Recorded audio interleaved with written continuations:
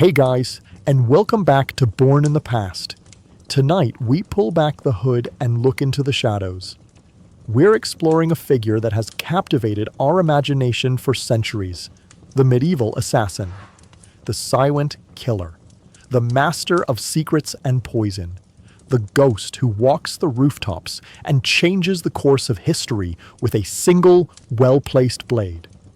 It's a life of power, mystique, and deadly purpose, or so the stories would have us believe. But the reality of that life was rarely so glamorous. For every legendary killer in a secret brotherhood, there were 1,000 low-level agents, spies, and cutthroats living in squalor. Their job wasn't about honor or changing the world. It was about dirty money, political favors, and a constant, gnawing paranoia that the next shadow might be coming for them. Tonight, you are not a master assassin. You are an expendable tool, and you're about to find out that this was less a profession and more a death sentence with a few extra steps. So, before we accept our next contract, support the channel with a like if you're ready to uncover this dark truth. And subscribe so you never have to check the shadows alone. And for tonight's question, let me know in the comments. What do you think is the most overrated, cool job in all of history? All right, keep your voice down. Check the locks on the door. Your next target has just been chosen. You wake up because a rat is running across your face. This is not a figure of speech. A real rat, sleek with sewer filth and bold with hunger, has just used your forehead as a bridge to get from one side of your miserable straw pallet to the other. You bolt upright with a choked cry, slapping at your own face, and the creature disappears into a crack in the damp stone wall. Your heart is hammering, not from the rat itself. They are your constant, unwelcome roommates, but from the sudden, jarring return to consciousness. Sleep is your only escape, and it is never long enough. You are in a garret room at the top of a leaning tenement building in the heart of the city. The space is so small that you can touch both walls if you stretch out your arms. The air is thick with the smell of coal smoke, unwashed humanity, and the faint, ever-present stench of the river, which serves as the city's sewer. Through the single grimy window, you can see a forest of crooked rooftops under a sky the color of dirty dishwater. This is not a secret lair. It is a cage. You are a fixer, a shadow, an agent. People use many names for you, but they all mean the same thing. You are a weapon to be hired, and, like any weapon, you are kept in a dark, forgotten corner until you are needed. The hunger is a familiar ache in your belly, but it's the other feeling that truly defines your existence: paranoia. It is a constant, low-level hum beneath your thoughts. You find yourself listening to the footsteps on the stairs outside your door, trying to identify their weight and rhythm. You scan the rooftops across the way, looking for a face in a window that might be watching you. You eat the bread you bought yesterday with suspicion, breaking it apart to check for the telltale signs of poison. Your profession is to be the source of other people's fear, but the price is that you must live in a state of perpetual terror yourself. The summons comes in the late afternoon. It is not a sealed letter with a wax crest. It is a child, a street urchin, whose face is a mask of dirt, who darts up to you in a crowded market, presses a small, oddly shaped piece of wood into your hand, and vanishes back into the crowd before you can say a word. You know the signal. You palm the piece of wood. It is a token. You are to go to the tavern known as the Blind Pig in the city's butcher's quarter. You are to go to the back room and wait. Your heart begins its familiar, frantic drumming. A new contract, which means money, which means food. It also means a new risk, a new target, a new reason for someone to want you dead. The Blind Pig is a place you would never enter by choice. It is a true cesspit, a low-beamed, smoke-blackened tavern frequented by off-duty city guards river thugs, and sellers of unsavory services. The air is thick with the smell of cheap ale, unwashed bodies, and despair. You enter, keeping your head down, your hand resting on the hilt of the small, simple dagger hidden in your tunic. You navigate the hostile stairs and make your way to the back room. It is small, private, and contains only a single table and 2 stools. A large, formidable man is already sitting there, his face hidden in the shadows. This is your contact, your guildmaster, your handler. His name is Marius. He does not greet you. He gestures to the other stool. You sit. There is a contract, he says, his voice a low, gravelly rumble. A merchant, a wool trader named Jacques. He has become an inconvenience to a person of importance. He pushes a small, heavy leather pouch across the table. It clinks. Coin. The payment is 20 silver pieces. Marius continues. 10 now, 10 upon completion. 20 silver. It is a small fortune. Enough to live on for half a year.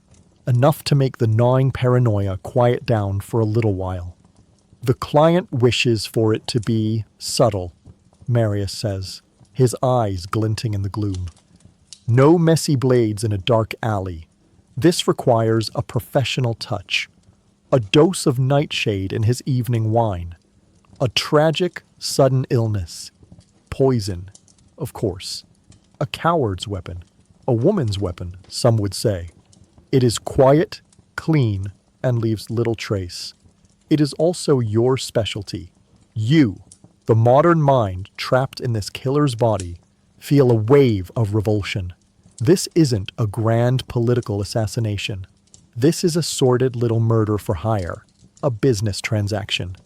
You are being paid to poison a wool merchant, but the body you inhabit, the trained tool, simply nods. The heavy pouch of silver on the table is a powerful argument. It is the counterweight to your fear, your disgust, your morality. You will be given access to his kitchens through a servant we have already persuaded, Marius says. The details and the poison will be delivered to your room tomorrow. Do not fail. The client is not a forgiving man. He rises, his great bulk seeming to swallow the light in the small room. And a word of advice, he adds, his voice dropping to a near whisper. Do not get curious about who the client is. Curiosity is a luxury men in our profession cannot afford.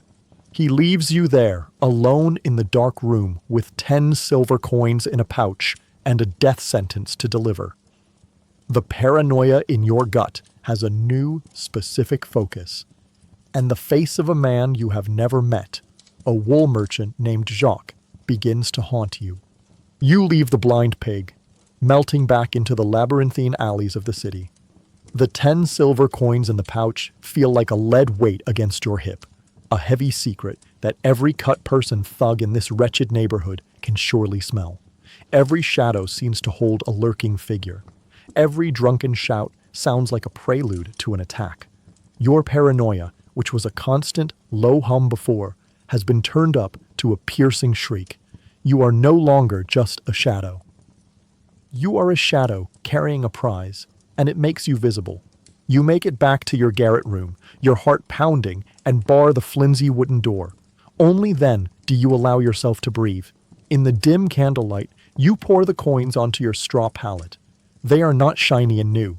They are old, worn, and dirty, bearing the faded likeness of some forgotten king. To your modern eyes, they are crude historical artifacts. To the person you are now, they are a miracle. This small pile of metal is life. It is a month of bread and cheese. It is a new pair of shoes to replace the worn leather scraps on your feet. It might even be enough to bribe a guard or buy passage on a ship out of this city. It is a future, and all you have to do to earn the other half is to extinguish someone else's. You quickly hide the pouch in a loose stone in the wall, your secret vault, and spend a night in a fitful, dreamless sleep, clutching the handle of your dagger. The next morning, it is there. A small, grease-stained cloth bundle left silently outside your door. There was no knock, no messenger.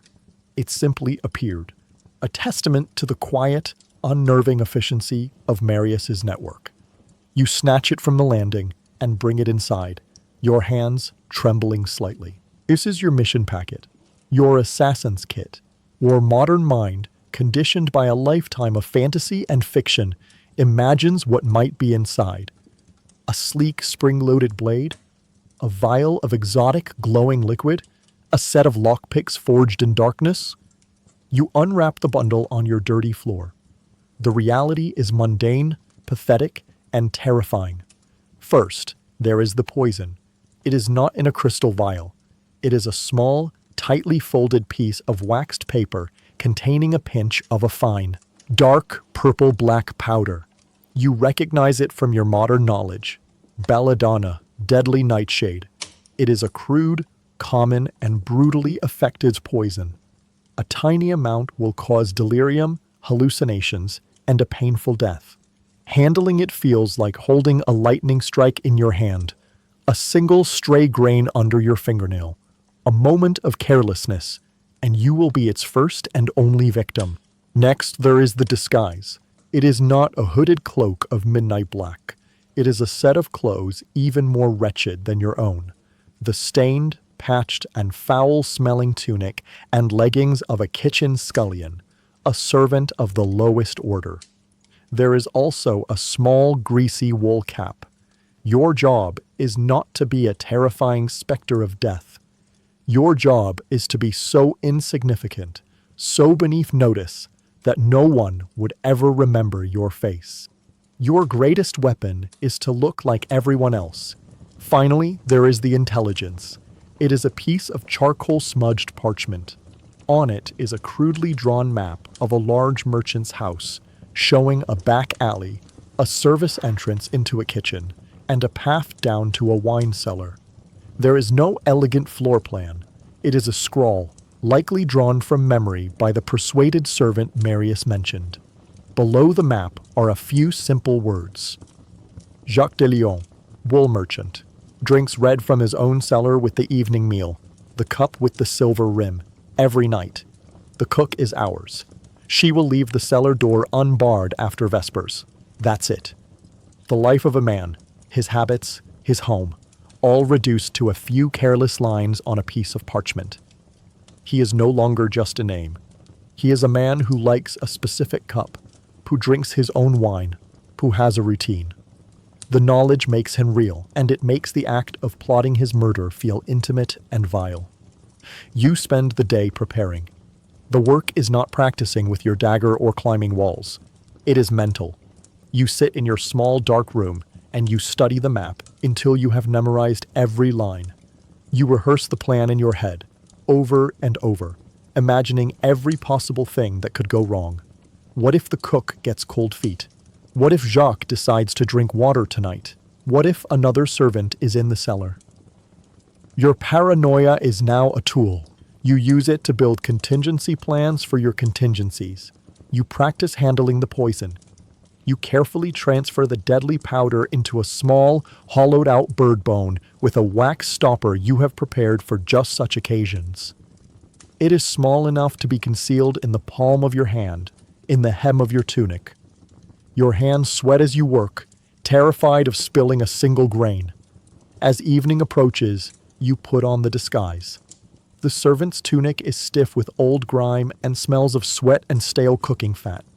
You look at your faint reflection in a puddle of rainwater on your windowsill. You do not see a deadly assassin. You see a tired, frightened kitchen boy. You see a nobody. The disguise is perfect. You wait.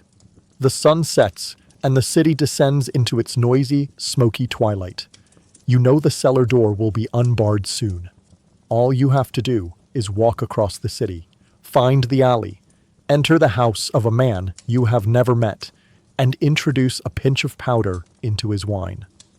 You sit in the gathering darkness of your room, the bird bone containing a man's death resting in your palm. The 10 silver coins feel 1,000,000 miles away. You are no longer thinking of the food or the freedom they can buy. You are only thinking of the task ahead. The waiting, you realize, is its own special kind of torture, and it has only just begun. The city bells chime for vespers, the evening prayer. The sound, faint and distant, is your signal. It is time. You rise, your body a coiled spring of tension. You give your squalid room one last look, a place you suddenly realize you may never see again, and slip out the door. The descent down the rickety wooden stairs of the tenement is a journey into hell's foyer. The building is alive with the sounds of misery, a baby crying, a man and woman shouting, someone coughing with a wet, ragged sound that speaks of diseased lungs. You pass a doorway and are hit with the smell of boiling cabbage and cheap gin. This is the world you were carrying a man to escape, if only for a few months. You emerge into the street, and the city at night swallows you whole. This is not the romantic, torchlit city of stories. It is a labyrinth of absolute blackness, broken only by the occasional flickering lantern outside a tavern or the sliver of a cold moon hiding behind the clouds. The alleys are ink-black voids that could hide anything. The main thoroughfares are treacherous rivers of mud, garbage, and animal dung. Your disguise as a lowly kitchen servant is your only armor. You pull your greasy wool cap down low and adopt a hurried, stooped posture, your eyes fixed on the ground a few feet ahead of you. You must look like you have a menial task to perform and are late for it. To look confident is to look like you have something to hide. To look lost is to become a target. You move with a calculated speed, your senses on fire. Your paranoia is now your most valuable asset. Every footstep behind you is a potential footpad. Every group of loud, drunken men spilling out of a tavern is an obstacle to be given a wide berth. You see the glint of a helmet and the shape of a halberd ahead, the city watch. You immediately duck into a side alley, your heart pounding, and wait for them to pass. They are not here to protect you. They are more likely to shake you down for a non-existent curfew violation than to help you if you cry for aid. You cross a small bridge over one of the city's canals, and the stench nearly makes you gag. It is a thick, choking smell of raw sewage and industrial waste from the tanners and dyers' workshops upstream. This is the water the city drinks. The thought of your modern knowledge of microbiology feels like a cruel joke. After what feels like an eternity of tense navigation, you arrive at the merchant's quarter. The change is subtle but immediate. The houses are larger, built of timber and stone, not just wattle and daub. The streets are slightly cleaner. This is a world of modest wealth, a world away from your own garret. You find the street from your crude map. Then, the house of Jacques de Lyon. It is a large, imposing 3-story building, its upper floors leaning out over the street. The front windows are shuttered, but a warm, yellow light leaks from the cracks. You can hear the faint sound of music from within. He is entertaining guests. You do not go to the front door. You slip into the narrow, stinking alley that runs alongside the house. It is even darker back here, the ground slick with discarded kitchen waste. You count the doors. 1, 2, the third one. The service entrance. This is the moment of truth. This is where the plan either succeeds or fails completely. Has the cook kept her nerve? Or has she confessed, and the city watch is waiting for you on the other side? You take a deep, shuddering breath. You reach out a trembling hand and push gently on the wooden door. It gives way with a soft, almost inaudible click. It is unbarred. A wave of relief so intense it makes you dizzy washes over you. You slip inside, closing the door silently behind you. You are immediately hit by a wall of heat, noise, and frantic activity. You are in the kitchens. It is a cavern of controlled chaos. A huge hearth dominates one wall, roasting spits turning, pots bubbling. Servants, their faces flushed and shiny with sweat, rush back and forth with platters of food and pitchers of wine. The air is thick with the smells of roasting meat, baking bread, and boiling vegetables. It is a paradise of food, and you are here to commit a murder. You stand in the corner for a moment, letting the chaos wash over you, making yourself as small as possible.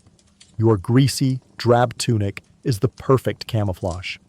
You are just another piece of the overworked, invisible machinery that runs a wealthy house. You spot her across the room, the cook, a large, formidable woman with arms as thick as your legs. She is screaming at a young boy who has dropped a pot. She catches your eye for a fraction of a second. There is no warmth in her gaze. There is only sheer, naked terror. She knows who you are. She knows why you are here. She turns away from the boy and bellows, "More wine for the master's table! The cellar now!"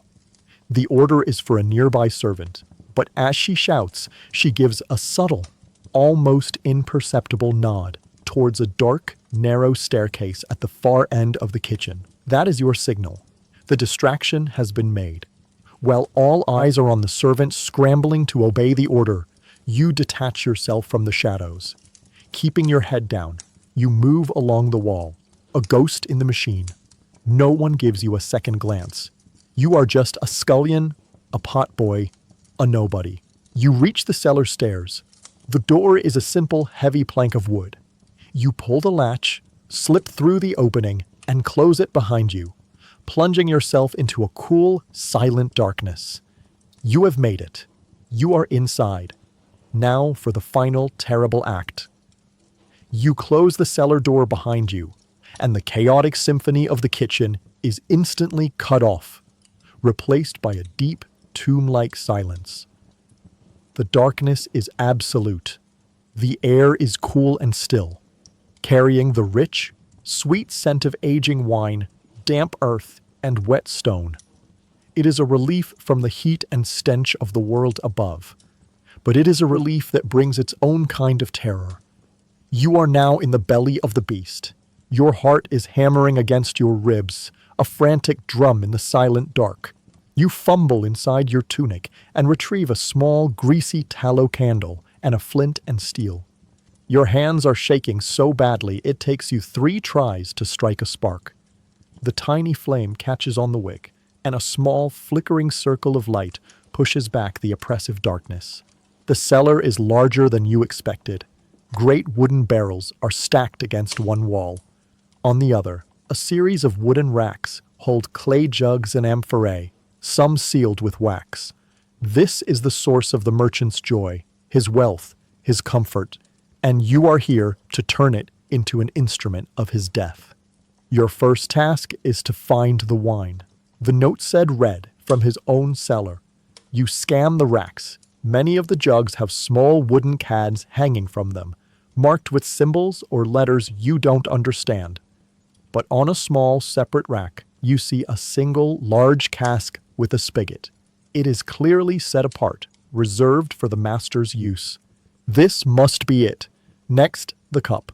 You move your flickering candle along a dusty shelf holding pewter tankards and simple wooden goblets, and then you see it. A single, elegant cup, wider than the others, with a polished silver rim that gleams softly in the candlelight. The cup with the silver rim. It is just as the intelligence described. It is waiting. This is the moment. All the planning, the sneaking, the paranoia, it has all led to this quiet, simple action. You take a deep, shuddering breath. Your hands feel alien, disconnected from your body, as you lift the silver-rimmed cup from the shelf. You place it on top of the large cask, directly under the spigot. You turn the wooden handle. Deep, dark red wine flows into the cup, the sound unnaturally loud in the silence. You fill it halfway. Now for the final act. You retrieve the small, hollowed-out bird bone from its hiding place in your tunic. The wax stopper is tiny, and you fumble with it for a second before prying it loose with your fingernail. Your hand is trembling violently now.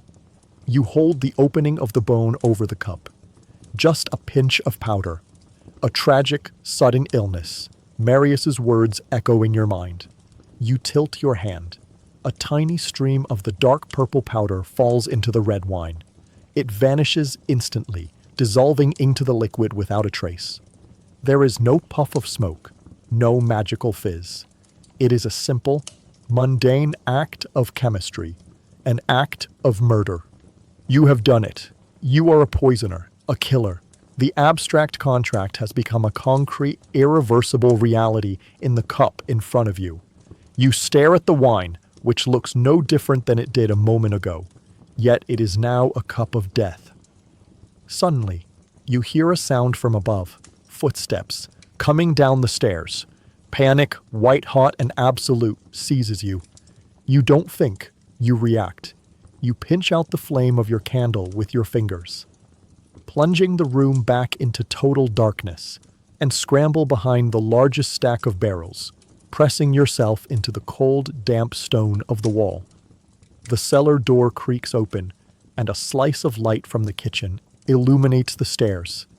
A young servant boy enters, a silver tray held in his hands. He is humming a tune under his breath. He seems nervous, eager to get the task done and return to the relative safety of the kitchen. You hold your breath, your heart trying to beat its way out of your chest. You are hidden in the shadows, watching, a helpless ghost at your own crime scene. The boy walks directly to the cask where you were just standing. He sees the cup, perfectly filled, waiting for him. He likely thinks the cook poured it for him to save time. Without a moment's hesitation, he picks up the cup, your cup, the cup of death, places it carefully on his silver tray, and turns to leave. He walks back up the stairs, humming his tune, completely unaware that he is a pawn in a murder, the unwitting ferryman carrying a poisoned soul to its final destination. The door closes, and you are alone again in the darkness. The deed is done. The poison has been delivered. It is completely out of your control now. There is no turning back. A new wave of terror washes over you. You can't go back up through the kitchen. You must find another way out, groping in the dark. You move along the far wall, your hands searching for anything, a loose stone, another door. Your fingers find cold, rusted iron, a latch. It's a small utility hatch, likely leading out into the alley. You pull on it. It is stiff, but it moves. You slide the bolt back, push the small door open, and scramble out into the filthy, blessedly empty alleyway. You are free. You have escaped. You have succeeded in your mission. And now begins the next phase of the torture, the waiting. Waiting to hear if the merchant is dead. Waiting to see if you will get away with it. Waiting for the second half of your payment. You melt back into the shadows of the city. No longer just a paranoid agent, but now officially a murderer. You melt back into the labyrinth of dark, stinking alleys. Your heart a wild bird trapped in the cage of your ribs. The journey back to your garret is a new kind of torture. Before, you were afraid of the unknown dangers lurking in the shadows. Now, you are the danger, and you are terrified of being seen. Every flickering torch seems to expose you. Every night soil man pushing his cart, every stray dog, every face in a high, dark window is a potential witness. The sound of the city watch making their rounds on a nearby street sends you diving into a pile of garbage, your breath held, the stench of rotting vegetables filling your nostrils. You are a murderer fleeing the scene of your crime, and the entire city feels like a network of eyes and ears. You finally make it back to your room, your sanctuary of squalor. You bar the door, your hands shaking, and collapse against it. You are safe, for now. But there is no peace here. The tiny, dark room has become a torture chamber for your mind. You cannot sleep.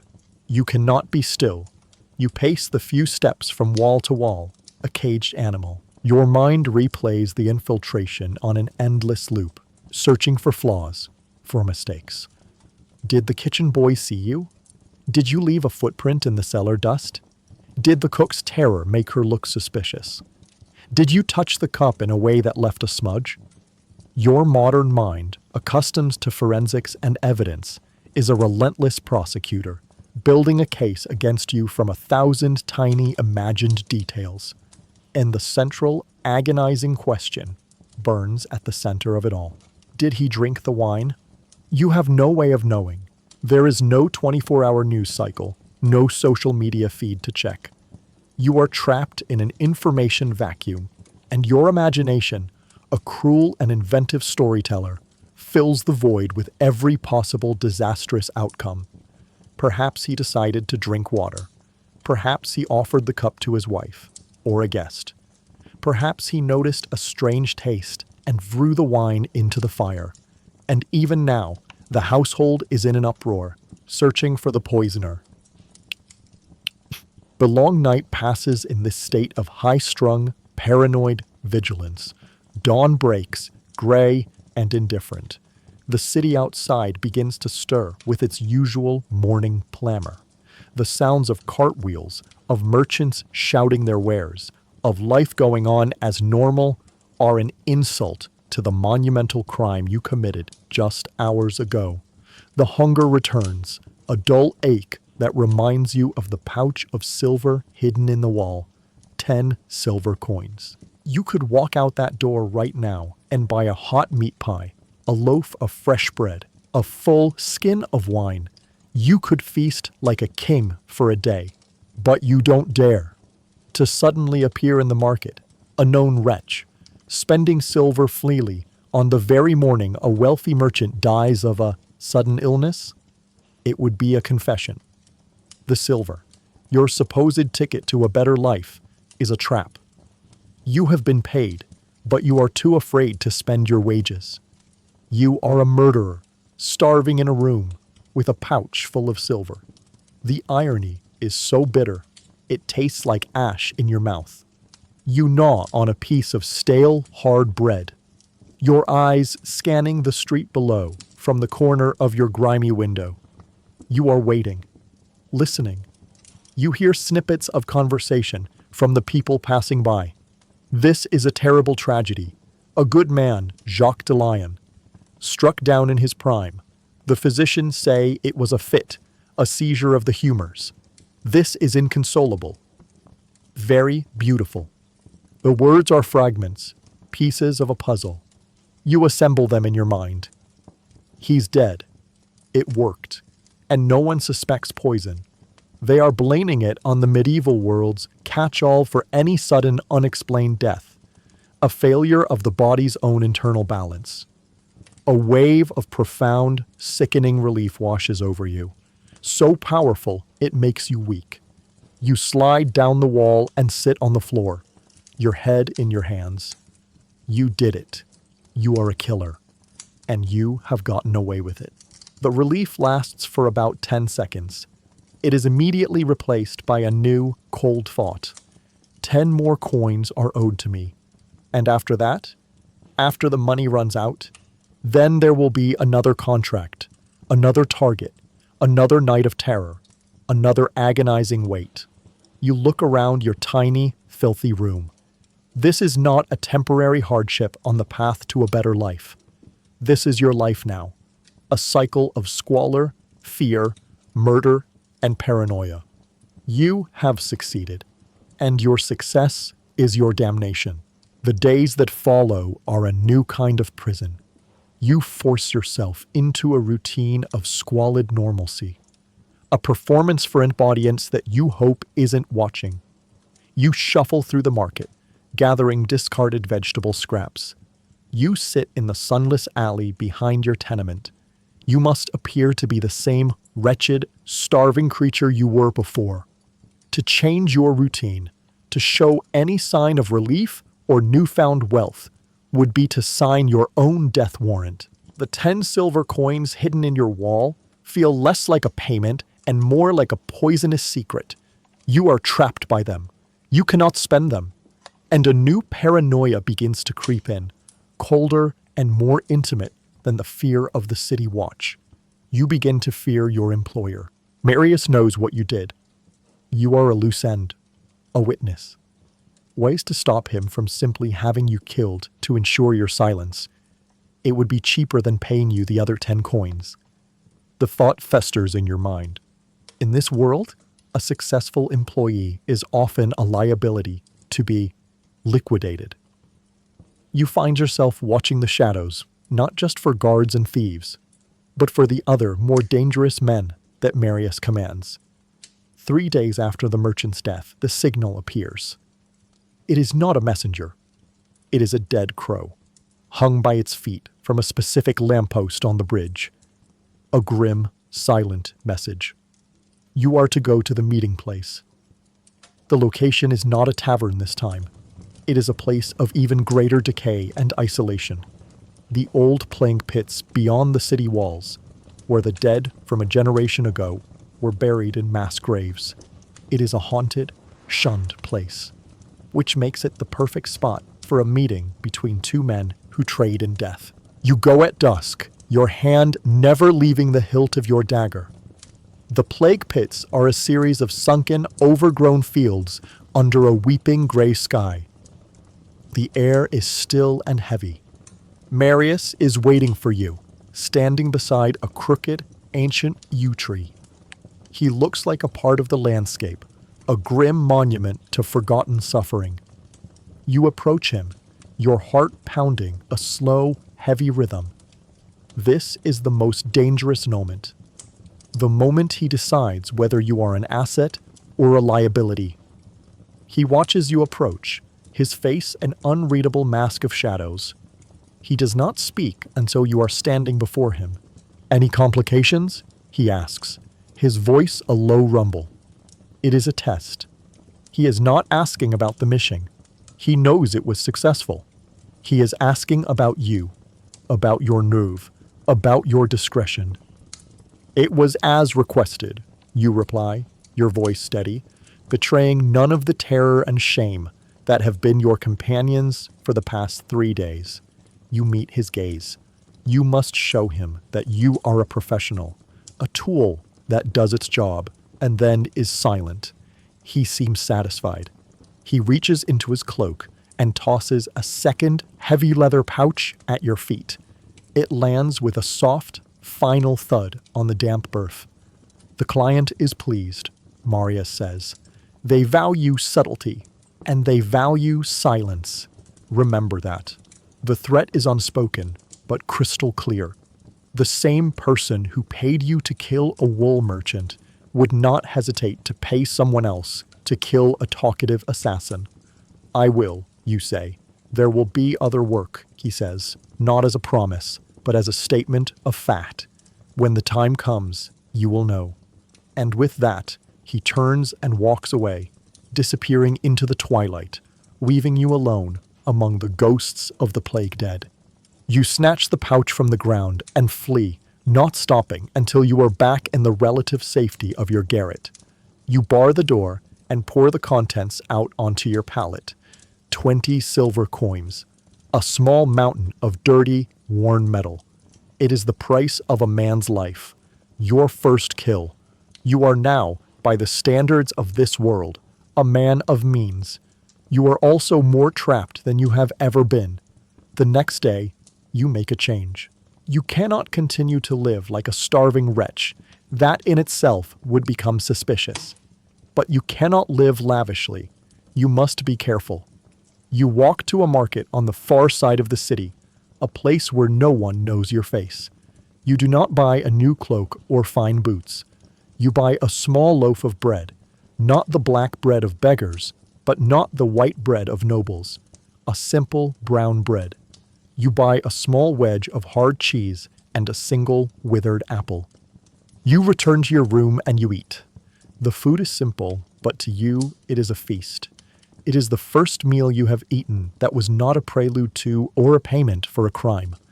It is the first thing your new, bloody wealth has bought you. And as you eat, you look at the remaining 19 silver coins. You know they will not last forever. And you know, with a cold, hollow certainty, that the day they run out is the day you will have to look for another dead crow hanging from a lamppost. The money is not freedom. It is a leash. and it is much longer now, allowing you the illusion of choice. But it is still held by the same hand, and it will always, eventually, pull you back. The weeks that follow are a strange, surreal dream. For the first time since you arrived in this world, you are not starving. You are not cold. You are not living on the absolute precipice of death. You are merely miserable. With your 20 silver coins, you buy yourself a new life, or at least a slightly upgraded version of your old one. You abandon the rat-infested garret and find a new room. It is still small, still dark, still smells of damp and human misery, but it is in a slightly better part of the city. The roof only leaks in one corner, and the door has a heavy iron bolt instead of a flimsy wooden bar. To you, it feels like a palace. You buy a new tunic, a simple, undyed wool one, but it is clean, and the fabric is not yet worn thin. The feeling of wearing a garment that isn't stiff with filth is a luxury so profound it almost makes you weep. You buy a pair of sturdy leather shoes that protect your feet from the muck of the streets. You buy a small, sharp knife that is better balanced than your old one, and you eat every day. You eat dark, heavy bread, but you can afford a small wedge of cheese to go with it. You can buy a wrinkled apple from a market stall. You can have a bowl of hot pottage from a cookshop, a stew thick with barley and turnips. You are living the life of a prosperous commoner, a life of unimaginable luxury, all funded by the ghost of a man named Jacques. You tell yourself that this is it. You have escaped. You will make the money last. You will find another way, some other kind of work. You will not go back to Marius. You will not look for the signal. You are done. It is a beautiful lie. The paranoia does not fade with a full belly. It sharpens. Before, you had nothing to lose. Now, you have everything to lose. You have a locked door, a second tunic, and 19 silver coins hidden under a loose floorboard. You have a life that is marginally better than dying, and you are terrified of it being taken from you. Your life becomes a regimen of caution. You never use the same market twice in a row. You never take the same route back to your room. You watch the faces in the crowd, not for clients, but for threats. You see Marius's men everywhere. That large man loitering by the fishmonger, is he watching you? That beggar with the cloudy eyes, is he an informant? You try to reclaim a piece of your old life, a sliver of normalcy. One evening, you go to a tavern. Not the Blind Pig. You would rather die than go back there.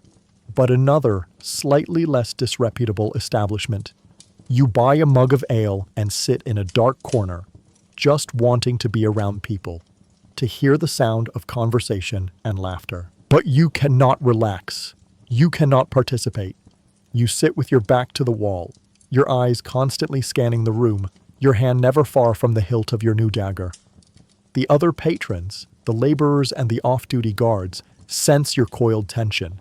They see your watchful eyes, your unnatural stillness. They give you a wide berth. You are a predator trying to disguise itself as a sheep, and the flock can smell it on you. You finish your ale in silence and leave. The feeling of isolation heavier than ever. The days grow shorter, the nights grow colder, and your pile of silver grows smaller. Every evening, you perform a ritual. You bar your new sturdy door. You take out the leather pouch from under the floorboard. You count the coins. At first, there were 19, then 16, then 12. Every loaf of bread, every piece of cheese, every candle you burn costs something. The money, which seemed like a fortune, is dwindling with an alarming speed. The leash, which felt so long at first, is growing shorter every single day. You begin to ration your food again. You eat a little less each day, trying to stretch the coins out, trying to postpone the inevitable. The old familiar ache of hunger begins to return, a ghost at the feast. The illusion of peace is shattering. You are not a commoner who has saved some money. You are an addict, and your drug is survival. You have had a taste of a better life, and now the thought of returning to the absolute desperation of your first few weeks is unbearable. One night, you sit in your room, counting the coins. There are only 5 left. Enough for another week, perhaps if you are frugal. The security you purchased is gone. You are standing on the edge of the cliff again. The memory of Marius's voice echoes in your head. There will be other work. When the time comes, you will know. You look out your small window at the dark, crooked rooftops of the city. You are no longer watching for threats. You are watching for the signal. The choice has already been made. You are just waiting for the next contract to find you. The last of the silver is spent on a final, joyless meal of bread and watery ale. The comfort you purchased is gone. The warmth is a fading memory. You are back where you started, hungry, cold, and alone in a squalid room. But something has fundamentally changed. The hunger is no longer a source of pure terror. The isolation is no longer a source of agonizing loneliness. They are simply conditions. They are the familiar, motivating forces of your trade. You have come to understand that the quiet, guilt-ridden life of the past few weeks was the real prison. The paranoia, the action, the grim purpose of the hunt, that is your freedom. You no longer wait for the signal to find you. You hunt for it. Your days become a disciplined, obsessive patrol. You are a spider, checking the strands of your web. You walk past the fishmonger's stall, listening for the code words. You pass the slaughterhouse, your eyes scanning the wall for a fresh chalk mark. You haunt the steps of the cathedral, looking for a sign. You are no longer just a killer. You are an entrepreneur, actively seeking new business. One crisp, cold morning, you are walking near the city gates. You see a recruiting sergeant for a mercenary company, trying to sign up young men for a campaign in Flanders. He speaks of adventure, of steady pay, of the glory of battle. You see a handful of hopeful, desperate farm boys listening to his pitch. The ghost of your conscience, a faint, dying echo from another life, makes one last, feeble appeal. Look, it whispers, there is another way. A chance to leave this city. A chance to be a soldier, not a shadow. A hard life. An honest life, perhaps. You pause and watch the young men signing their names away. You imagine it for a moment. The camaraderie of a camp. The discipline of a unit. A clear enemy to fight in the open field. A life with a different kind of honor. Then the survivor laughs, a cold, silent laugh inside your head. An honest life, it scoffs. You would die of disease in a muddy camp before you ever saw a battle. You would be a pawn for a captain who cares nothing for you. You would die for a cause you do not understand. Here in the shadows, you have a skill. You have a trade. It is a terrible trade, but you are good at it. It is who you are now. You look at the hopeful faces of the young recruits, and you feel nothing but a detached pity for their naivete. They do not know what real survival looks like. You do. You turn your back on the recruiting sergeant, on the chance for an honest death. You have made your choice. You have accepted your identity. And as you turn down the lane that leads to the bridge, it is as if your acceptance has summoned it. You see it. Hanging from the lamppost, swaying slightly in the cold wind, is a dead crow. The signal. A profound, unnerving calm settles over you. The internal war is over. The ghost is silent. There is no fear. There is no shame. There is no hesitation. There is only the quiet, cold hum of purpose. You know the meeting will be in the plague pits. You know Marius will be there. You know there will be a new target. A new pouch of silver, a new set of problems to solve. And you know, with an absolute certainty that fills the hollow spaces inside you, that you will be there. You will take the contract. You will perform the work. You will collect your pay. You will survive. This is who you are now. You are not the modern man who woke up in this world. He is long dead. You are not a victim. You are not a survivor. You are the city's dark secret. You are its necessary evil. You are the shadow that falls when a powerful man has a problem. You are the assassin, and as you turn and walk towards your destiny, you realize you are not hungry for food anymore. You are hungry for the hunt. You return to your room, the heavy pouch of silver a cancerous weight against your hip. You unroll the new parchment. The map is more detailed this time, the house larger, more complex, and there is more text. It is a description of a life. Isabella, wife of Lorenzo, 22 years of age, walks the upper balcony in the evenings after the meal, dismisses her maid, Lyra, for the night shortly thereafter, likes to watch the moon over the river. The details are mundane, personal. They transform the target from an abstract concept into a person, a young woman who likes to look at the moon. The name of the maid, Lyra, is another chilling detail. She is the accomplice, the Judas. The one who will leave a door unlatched or a path clear. Your first contract was a business transaction. This feels different. This feels like a violation. But the survivor, the cold, pragmatic engine of your new self, dismisses these feelings. It tells you that sentiment is a luxury, that details are merely data points for a successful operation. To survive, you must become a student of this woman's life, so that you can be the one to end it. For the next 3 days, you become a ghost that haunts the rooftops across the river from the guildmaster's house. You find a perch in the crumbling attic of an abandoned warehouse, a space that smells of rat droppings and forgotten memories. From a high, grimy window, you have a perfect, unobstructed view of the back of Lorenzo's house and the balcony in question. This is your new work. Not hauling, not polishing, but watching, stalking. On the first evening, you see her. Isabella steps onto the balcony as the sun sets, just as the parchment promised. She is not the conniving adulteress you might have imagined. She is young, her movements graceful. Her pregnancy is visible, a gentle swell beneath her fine wool gown. She leans on the railing, her hand resting on her stomach, and looks out at the river. She is beautiful, and she is your target. A ghost of your conscience, the man you were, cries out in agony. This is a person, a young woman, about to become a mother.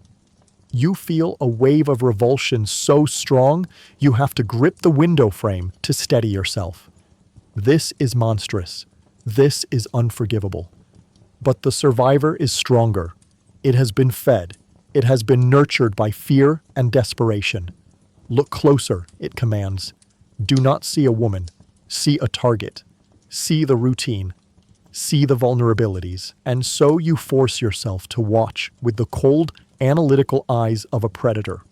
You note how she always leans on the far left side of the balcony. You note the path she takes to get there. You watch as the maid, Lyra, comes out to bring her a shawl, then curtsies and retreats back inside, leaving Isabella alone. You time everything, the duration of her stay, the moment the lights in the adjoining room go out. You are not just a killer, you are becoming a hunter, and this young woman is your prey. On the second day, you see the maid, Lyra, in the market. You recognize her from the balcony. She is a pale, nervous-looking girl, her eyes always darting around. You watch as she buys herbs, her hands trembling as she pays the merchant. You feel a strange, twisted kinship with her. She is a traitor just like you. She is selling her mistress's life for a few coins, or perhaps to escape some threat you cannot imagine. You are both cogs in a machine of quiet, dirty betrayal. On the third night, you do not watch from the warehouse. You are on the ground. You are in the dark, muddy alley behind the house, the same one you scouted the night before. You must confirm the final detail: the loose railing. You scale the rough stone wall, your new, sharp dagger used to find holes in the mortar. Your body, leaner and harder from weeks of privation and labor, responds better than you expect. You reach the underside of the balcony. You test the wooden supports.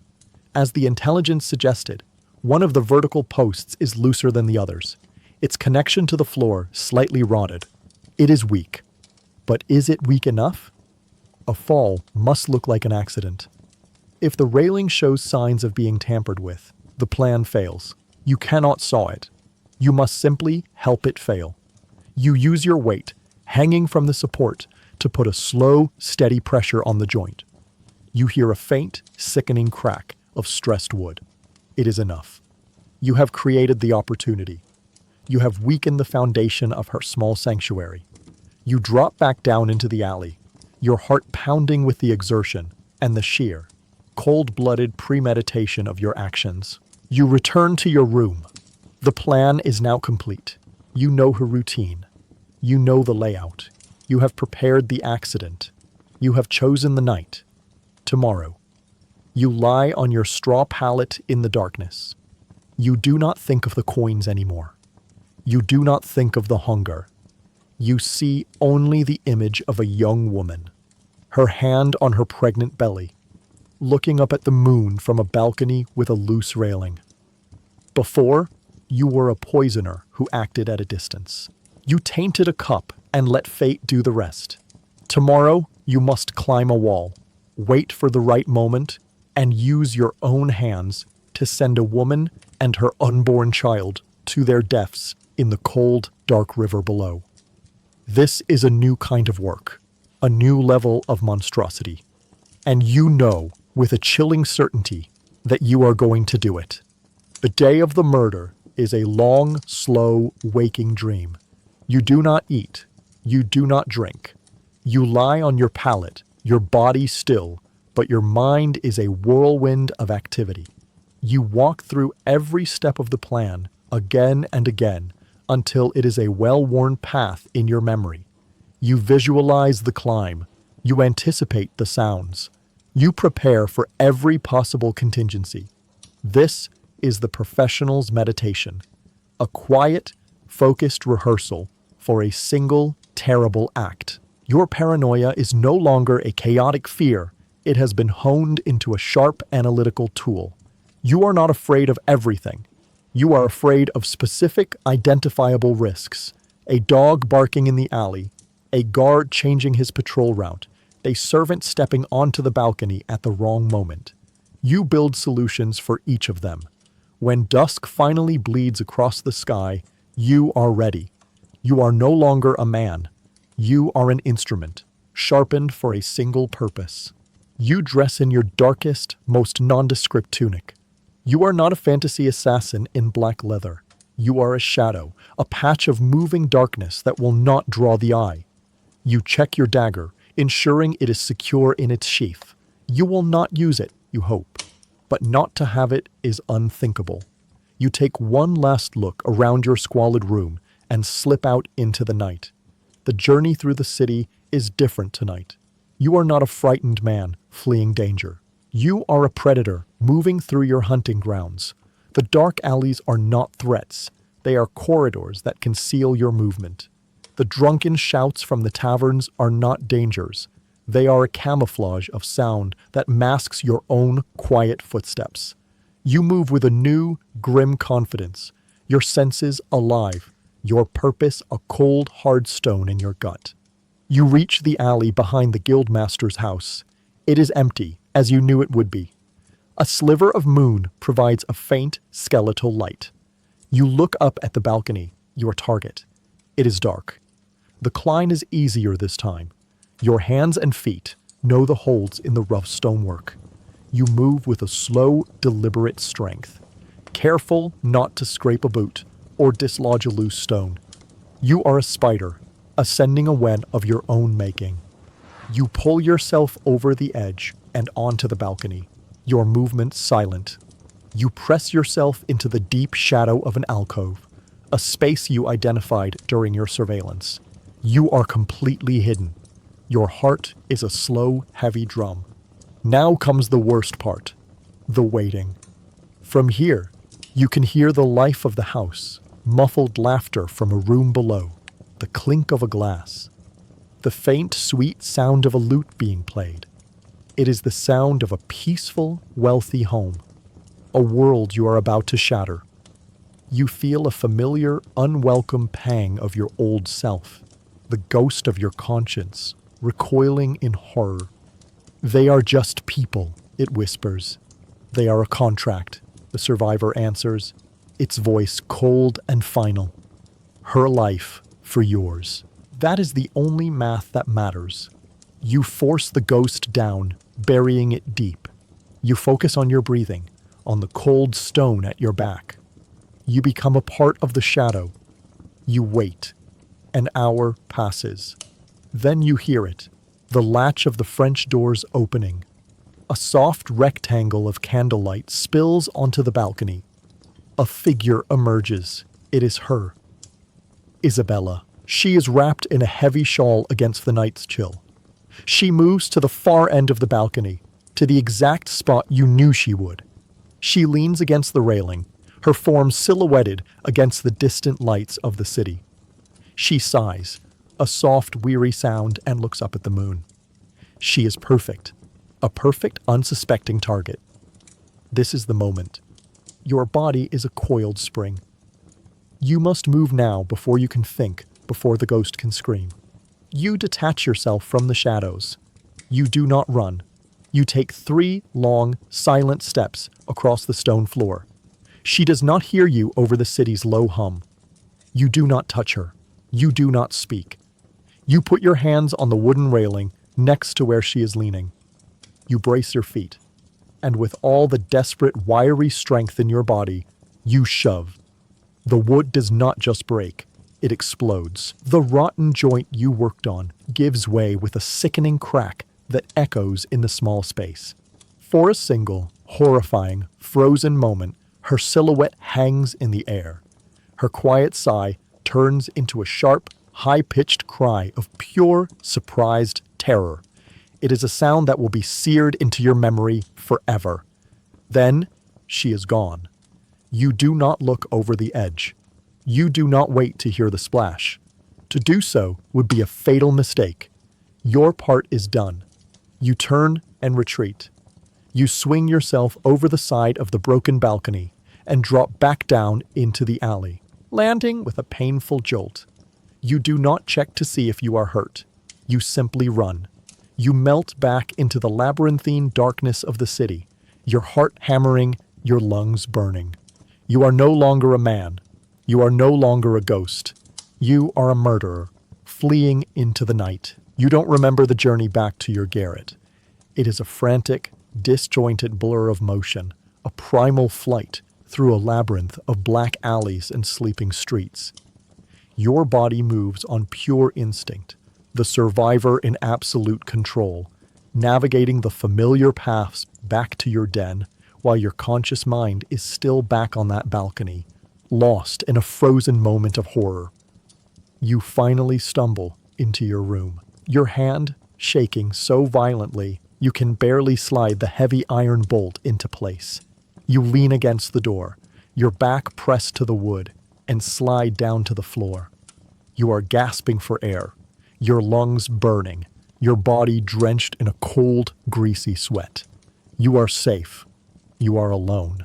You are a murderer. The adrenaline begins to recede, and what rushes in to fill the void is a tidal wave of nausea and trembling. Your hands shake uncontrollably. Your stomach heaves, though there is nothing in it to bring up. You wrap your arms around yourself, trying to still the tremors racking your body, but it's no use. This was not like before. Poison was a quiet, distant act. It was an abstraction. You put powder in a cup. Days later, a man died. You were a step removed, a purveyor of a subtle, unseen force. This was different. This was physical. This was intimate. You felt the rough stone of the wall under your fingertips as you climbed. You felt the splintery wood of the railing against your palms.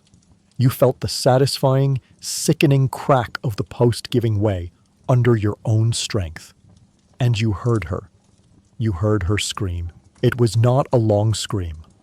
It was a short, sharp, bird-like cry of pure, unadulterated terror as the solid world vanished from beneath her. That sound has followed you back here. It is in the room with you now. It echoes in the silence, replaying itself over and over in your mind.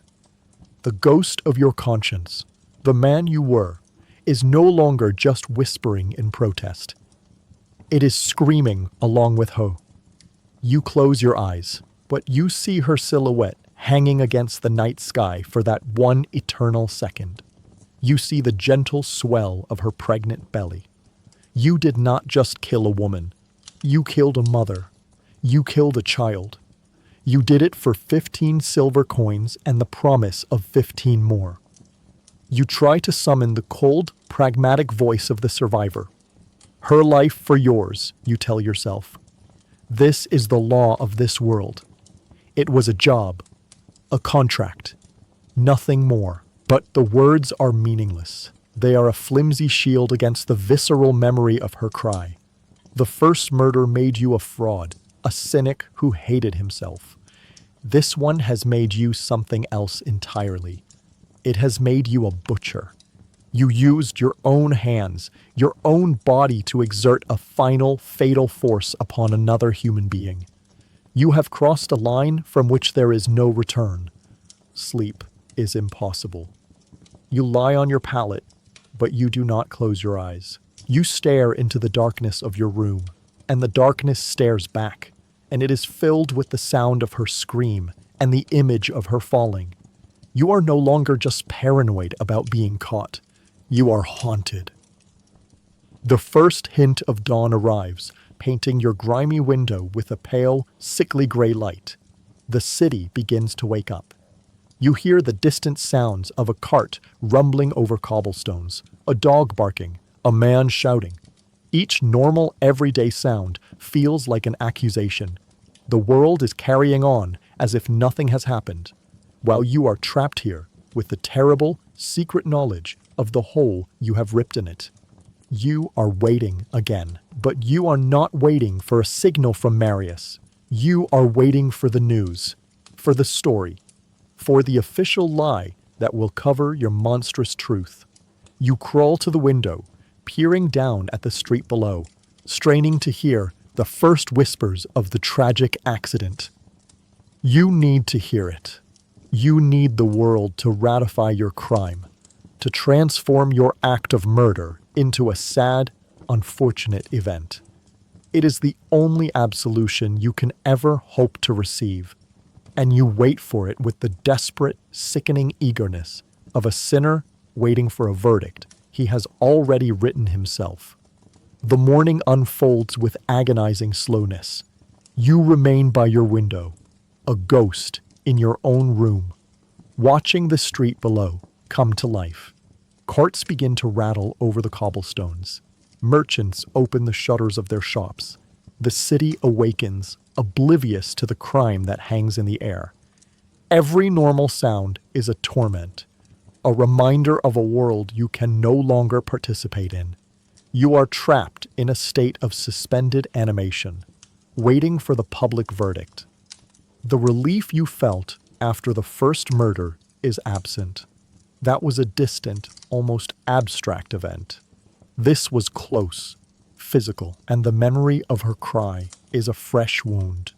Then, around mid-morning, you hear it, the sharp, rhythmic ringing of a handbell. You press closer to the grimy window. A man is walking down the center of the street. He is the town crier, a man whose job it is to be the city's walking newspaper. He stops at a busy intersection, rings his bell again to gather a crowd, and takes a deep breath. You can hear his powerful, trained voice clearly from your perch. "Oh yea, sad tidings for our city this day," he bellows, his voice full of a practiced, theatrical sorrow. Let all good citizens mourn the tragic passing of the Lady Isabella, virtuous wife to the Honorable Guildmaster Lorenzo de' Medici. A murmur goes through the small crowd that has gathered. You watch their faces. They are curious, intrigued by the sudden drama. The lady, heavy with child, the crier continues, his voice dropping to a more somber tone, was taking the evening air on her balcony overlooking the river. In a terrible and unfortunate accident, a faulty railing gave way, and the good lady fell to her death in the cold waters below.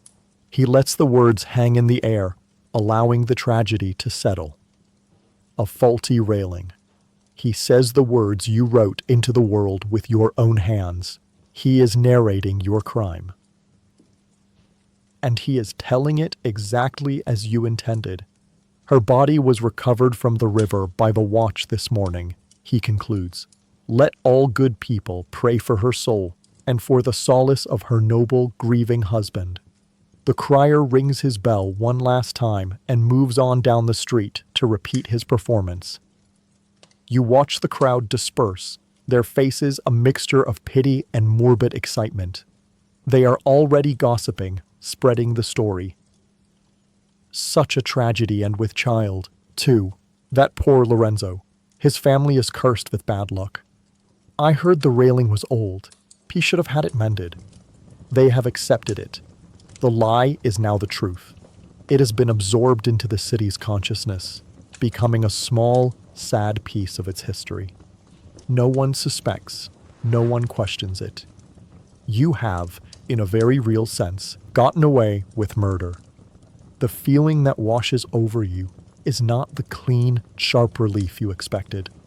It is a strange, dizzying sense of power, mingled with a profound and sickening self-loathing.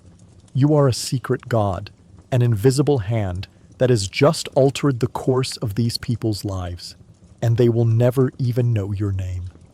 You have authored a tragedy, and now you are watching the audience weep. And the sense of alienation is so complete, it feels like you are floating outside your own body. Your paranoia shifts. The fear of the city watch, of a random witness, begins to fade. It is replaced by a new, more focused fear. The fear of your employer, Marius, and the unknown client. You know that the only people who know the truth are the cook, the lady's maid Lyra, Marius, the client, themselves. That's a lot of loose ends. You slam the crowd below, and for a moment, you think you see her, the maid Lyra, her face pale and terrified as she listens to the gossip. Is she a threat? Will she crack under the pressure? Or is Marius already taking care of that loose end? The thought sends a new chill down your spine. Are you too a loose end to be taken care of now that your part is played? You retreat from the window, back into the darkness of your room. The immediate danger of being caught has passed. The city has accepted your lie, but now you must live with it. You must walk these streets knowing you are a ghost, a secret keeper. You must carry the truth of what happened on that balcony alone, and you must wait for Marius. You must go and collect the final payment for your terrible, successful work. The first half of the money felt like a lifeline. You know, with a dead certainty, that the second half will feel like a tombstone. The days that follow are a new kind of purgatory. You have food. You have a handful of silver coins. You are, for the moment, safe. But this safety is a thin sheet of ice over a deep, cold lake of dread. You do not leave your room except for necessities. You are a ghost, haunting your own life, waiting. You are waiting for Marius. A waiting eats at you. Your paranoia, once a chaotic storm, has now focused into a single sharp point. You are a loose end. You are a secret that Marius and his powerful client might decide is too dangerous to keep. Every footstep on the stair, every distant shout, could be the signal of your own disposal. You have learned the assassin's greatest fear, that the contract is and always was on you. After a week that feels like a year, the summons comes. It is as subtle and as chilling as you expected. You are walking through the fish market, the air thick with the smell of the river and salt. As you pass a specific stall, the fishmonger, a man with a scarred face and a dead eye, doesn't look at you, but calls out to the crowd, his voice flat and loud. "Fresh pike," he yells. "A fine catch for a lord's table. A special price for a quiet buyer." It's the signal. The quiet buyer is you. The message also contains the location. The lord's table, the most expensive tavern by the docks, a place you could never afford to enter. You are to go there tonight. The tavern is unlike the Blind Pig. The floors are clean, there is real glass in the windows, and the air smells of expensive wine and roasted meat. It is filled with wealthy merchants and sea captains. You, in your drab commoner's tunic, are completely out of place. This is part of the test. You must enter this world of your betters and act like you belong, all while being a ghost. You find Marius in a private, curtained-off booth in the back. A half-empty bottle of wine and 2 cups sit on the table. He gestures for you to sit. You do. He pours you a cup of the dark red wine. You look at it, and for a horrible second, you see Isabella's silver-rimmed cup in its place. You feel a wave of nausea. "Drink," Marius says. It is not an invitation. It is a command. Your mind races. Is this a test? Is this a trap? Is this cup poisoned? You look at his impassive face. To refuse would be an insult, an admission of fear and distrust. It would make you a liability. You have no choice. You pick up the cup and take a small sip. The wine is rich and heavy. It is not poisoned. Not yet. Marius watches you, a faint, almost imperceptible smile on his lips. The client is very pleased, he says, pushing a heavy leather pouch across the table. It is much heavier than the first. Your work was effective, an unfortunate accident. You do not reach for the pouch. You keep your hands on the table. "The household?" you ask, your voice a low rasp. You try to make it sound like a professional inquiry, a loose end you are concerned about. But the question is really about the maid, Lyra, the other terrified accomplice. Marius takes a slow sip of his wine. "All necessary arrangements have been made," he says, his voice smooth and final. "The girl was given a generous severance and has taken a long journey to visit family in the countryside. She will not be returning. You need not concern yourself with the affairs of servants." The meaning is chillingly clear. Lyra has been silenced, one way or another. She was a loose end, and she has been tied off. The message to you is equally clear. You are also, and will always be, a loose end. To hammer the point home, Marius leans forward. "I once knew an artist," he says, his voice now a confidential whisper. "A painter. He was hired by a nobleman to paint a portrait of his wife. But the artist was a gossip. He liked to boast in taverns about the intimate details he observed while in the nobleman's home. One day, the artist simply vanished. His paints and brushes were found by the river. A terrible shame. He had such a talent for capturing a likeness. He lets the story hang in the air. It is a parable, a threat delivered with the pleasant air of a shared anecdote. You have seen the intimate details of a powerful man's life. Be silent or you will vanish. "I am not a gossip, Marius," you say, your voice cold and steady. "I know," he replies, finishing his wine. "That is why you are still here. And that is why there will be more work. A man of your talents is a valuable commodity." He stands up to leave. "The money is yours. Enjoy it." Quietly, he disappears through the curtain, leaving you alone with the 15 silver coins and the ghost of a talkative artist. You leave the tavern, the heavy pouch now a source of cold dread rather than relief. You have been paid, you have been warned, and you have been promised more work. You return to your room. You now have more money than you've ever had. A small fortune. But you have never felt more trapped or more afraid. The money is not a reward. It's a chain. It binds you to Marius, to this life. You have money. For the first time since you awoke in this nightmare, the gnawing, existential dread of imminent starvation has been silenced. Your pouch is heavy with silver. You have 30 pieces of it, minus the few you have spent on a better life. You no longer live in a garret that smells of despair. You have a small, secure room in the back of a respectable inn. It has a real bed with a straw mattress, a window that closes properly, and a door with a heavy iron lock. You eat meat every day. You drink ale instead of water. You have a warm cloak to ward off the deepening chill of winter. You have everything you thought you wanted. You have survived. You have won. And you are in hell. The problem with security is that it gives you time to think. When you were starving, your entire being was focused on a single, primal goal: food. When you were on a contract, your mind was a razor-sharp tool dedicated to planning, paranoia, and execution. The work, as terrifying as it was, consumed you. It gave you a purpose. Now, you have no purpose. You have only time.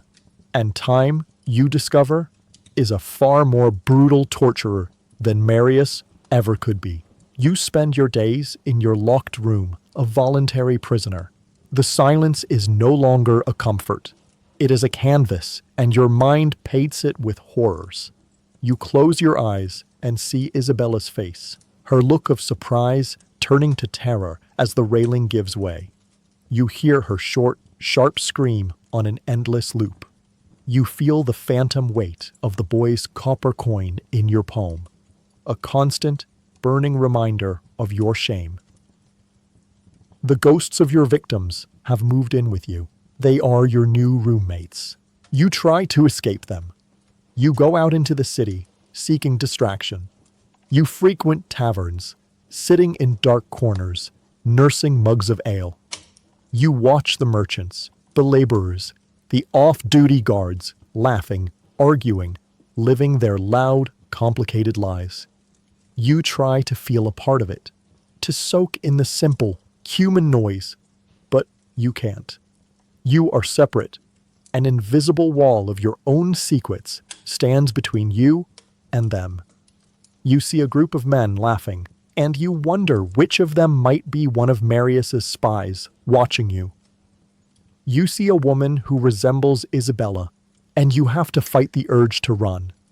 You see a father hoisting his child onto his shoulders, and the guilt you feel is a physical blow, a kick to the stomach. You are the man who orphans children. The paranoia has mutated. It is no longer the sharp, practical fear of being caught. It is a deeper, more corrosive sickness. It is the paranoia of a man with a damned soul who assumes that everyone else can see the stain on him. One afternoon, you see him, the guildmaster Lorenzo, Isabella's husband, the man who paid you to kill his wife and unborn child. He is walking across the square, dressed in fine, somber black. He is leaning on the arm of another wealthy merchant, his face a perfect mask of public grief. He looks every bit the heartbroken widower. You duck into a doorway, your heart pounding. He passes by without noticing you, of course. He has no idea what you look like. You are the nameless, faceless tool he hired to do his dirty work. And as you watch him go, a new and terrifying thought takes root in your mind. He is free. He has what he wanted.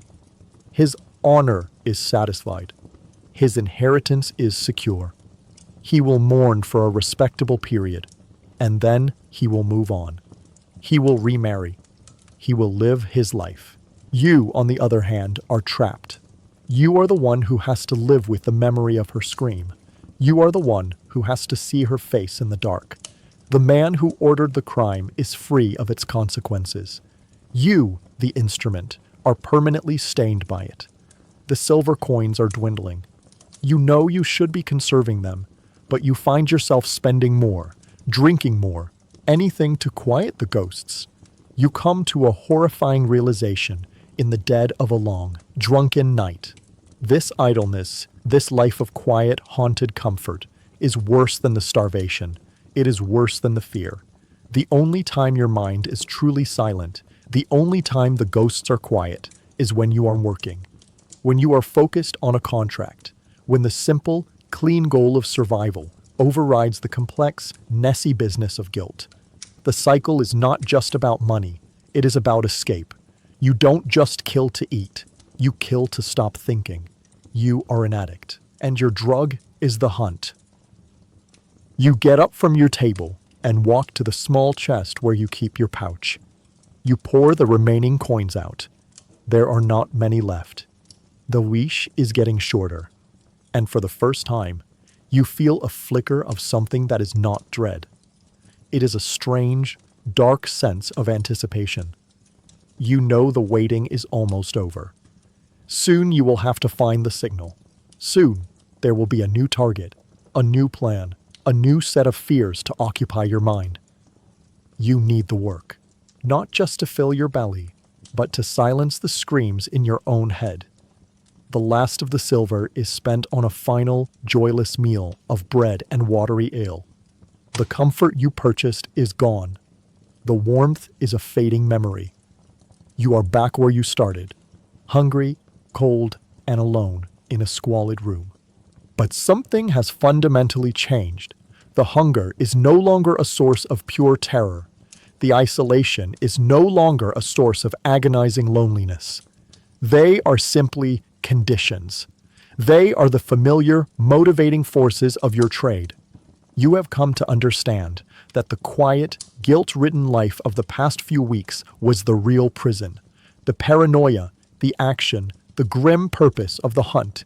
That is your freedom. You no longer wait for the signal to find you. You hunt for it. Your days become a disciplined, obsessive patrol.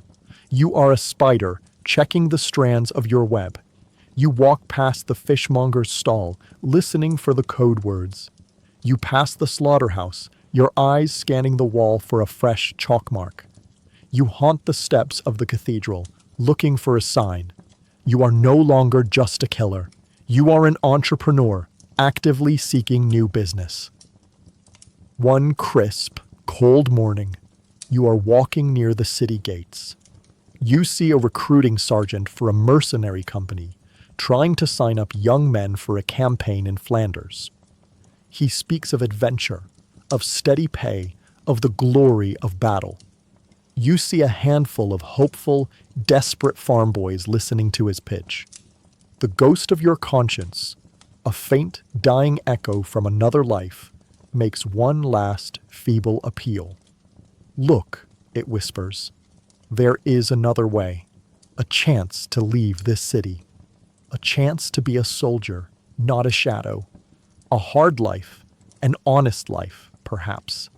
You pause and watch the young men signing their names away. You imagine it for a moment.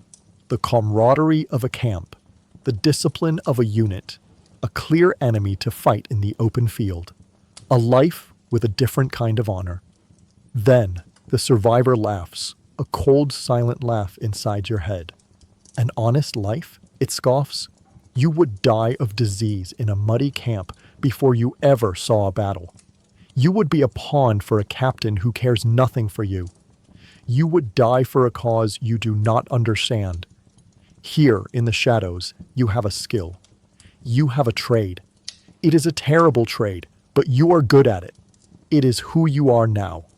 You look at the hopeful faces of the young recruits, and you feel nothing but a detached pity for their naivete. They do not know what real survival looks like. You do. You turn your back on the recruiting sergeant, on the chance for an honest death. You have made your choice. You have accepted your identity. And as you turn down the lane that leads to the bridge, It is as if your acceptance has summoned it. You see it. Hanging from the lamppost, swaying slightly in the cold wind, is a dead crow. The signal. A profound, unnerving calm settles over you. The internal war is over. The ghost is silent. There is no fear. There is no shame. There is no hesitation. There is only the quiet, cold hum of purpose. You know the meeting will be in the plague pits. You know Marius will be there. You know there will be a new target, a new pouch of silver, a new set of problems to solve. And you know, with an absolute certainty that fills the hollow spaces inside you, that you will be there. You will take the contract. You will perform the work. You will collect your pay. You will survive. This is who you are now. You are not the modern man who woke up in this world. He is long dead. You are not a victim. You are not a survivor. You are the city's dark secret. You are its necessary evil. You are the shadow that falls when a powerful man has a problem. You are the assassin. And as you turn and walk towards your destiny, you realize you are not hungry for food anymore. You are hungry for the hunt, and so he walks toward his next contract, no longer a victim of his circumstances, but a willing participant in the cycle. A man who has discovered that the only escape from the horror of what he has done is to do it again. Thank you for joining us on this journey into the paranoid world of the medieval assassin. It's a chilling reminder that behind the romantic legends of silent, hooded figures and secret brotherhoods, the reality was often a dirty, desperate business. A story written by the invisible, the expendable, and the damned, whose greatest professional achievement was to be utterly forgotten by history. If you appreciate these explorations into the darker corners of the past, and value a history that isn't always told in glorious epics, please take a moment to support the channel. It makes a huge difference. Leave a like on the video to show your support. And be sure to subscribe and turn on notifications so you're always prepared for our next mission into the shadows. And now, I want to hear from you. Let me know in the comments below, what do you think is more terrifying? The physical danger of being an assassin in the Middle Ages, or the psychological horror of becoming someone who needs the hunt to feel alive? Thank you again for joining us. Until our next journey to the past, sleep well.